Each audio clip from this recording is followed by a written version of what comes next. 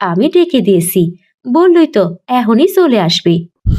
এখন বেলা কয়টা বাজে হালিমা? ও এত বেলা পর্যন্ত ঘুমিয়ে থাকবে কেন? ওর তো এই সময় রেডি হয়ে মাদ্রাসায় যাওয়ার কথা। ছোট মানুষ, ওর কি এখন সেই রকম বুদ্ধি হয়েছে? আস্তে আস্তে ঠিক হয়ে যাবে, আপনি রাগ করবেন না। আব্বু, তুমি নাস্তা করতে চলে এসেছো? হ্যাঁ, আমি নাস্তা করতে চলে এসেছি, কিন্তু তোমার এত দেরি হলো কেন? তোমাকে না আমি কতদিন বলেছি সকাল সকাল ঘুম থেকে উঠতে? ভুল হয়ে গেছে আব্বু, আর এমনটা হবে না।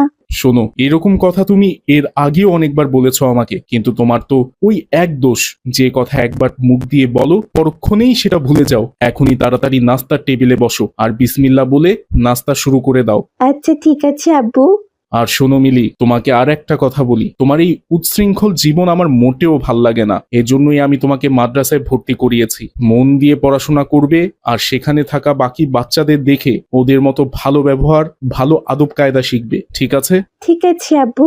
শুধু মুখে ঠিক আছে বললে হবে না। আর মাত্র 2 বছর পর মাদ্রাসায় তোমার দাখিল পরীক্ষা, সেখানে তোমাকে হায়েস্ট নম্বরও পেতে হবে। আমি কিন্তু সবসময় তোমার সম্পর্কে মাদ্রাসার প্রিন্সিপাল হুজুরের কাছে খোঁজ খবর নিব, এই আমি বলে দিলাম। এখন চলো, তাড়াতাড়ি আমি তোমাকে মাদ্রাসায় নামিয়ে দিয়ে অফিসে চলে যাব।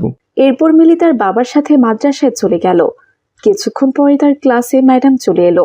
আসসালামু আলাইকুম ম্যাডাম। ওয়ালাইকুম আসসালাম। তোমরা সবাই কেমন আছো? আলহামদুলিল্লাহ, আল্লাহ আমাদের ভালো রেখেছেন ম্যাডাম। আপনি কেমন আছেন? আলহামদুলিল্লাহ, আল্লাহ তাআলা আমাকেও ভালো রেখেছেন। আমি যে কালকে তোমাদের 10টি অঙ্ক বাসার কাজ দিয়েছিলাম, সেগুলো সবাই করে নিয়ে এসেছো তো? জি ম্যাডাম, আমরা সবাই করে দিয়ে এসেছি, আপনাকে জমাও দিয়েছি ম্যাডাম। মাশাআল্লাহ, খুব ভালো। আমি এখন তাহলে তোমাদের হোমওয়ার্কগুলো দেখি। তোমরা কেউ কোনো কথা বলো না, একদম চুপচাপ করে বসে থাকো, বুঝেছো? এ কি, সবার খাতাই তো পেলাম, মিলির খাতা কোথায়? তোমার খাতা তো দেখতে পাচ্ছি না মিলি। আসলে ম্যাডাম, কাল আমি একটু অসুস্থ ছিলাম, এই জন্যই হোমওয়ার্ক করতে পারিনি। মিলি, তুমি অসুস্থ ছিলে? কই, একটু আগেই তো তোমার বাবার সাথে আমার কথা হলো, তিনি তো তোমার কোনো অসুস্থতার কথা বললেন না। এই সেরেছে, আব্বু এর মধ্যে আবার ম্যাডামের সাথে কথা বলে নিয়েছে। মিথ্যে কথাটা বলে মনে হয় গাড়ে গিয়ে গেলাম আমি। এখন কি বলি? কিছু তো একটা বলতেই হবে আমাকে। কি ব্যাপার মিলি, হঠাৎ চুপ হয়ে গেলে কেন? কথা বলো। আসলে ম্যাডাম, আমি ইচ্ছে করে ক্লাসের হোমওয়ার্ক করিনি। কি, তুমি ইচ্ছে করে ক্লাসের হোমওয়ার্ক করনি? এর মানেটা কি? মিলি, তোমাকে তো আমরা কিছুতেই ভালো করতে পারলাম না।